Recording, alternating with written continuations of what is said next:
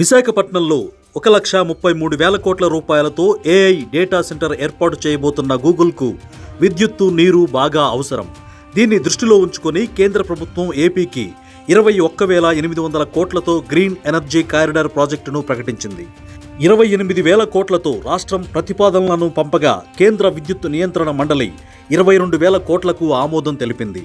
ఈ ప్రాజెక్టు కింద అనంతపురం నుంచి నెల్లూరు జిల్లా రామాయపట్నం వరకు 350 కిలోమీటర్లు భారీ విద్యుత్ లైన్లు ఏర్పాటు చేస్తారు.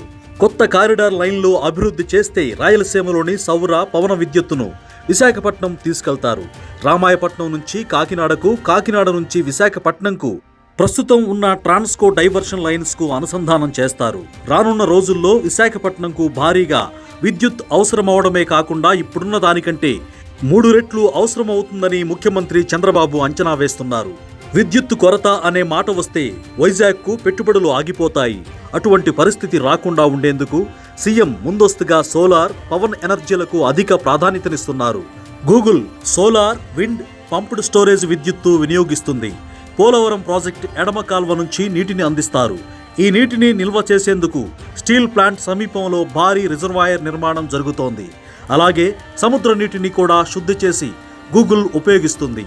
ఏటా సుమారు 6,000 మిలియన్ యూనిట్ల విద్యుత్ గూగుల్కు అవసరమవుతుందని విద్యుత్ శాఖ అంచనా వేసింది.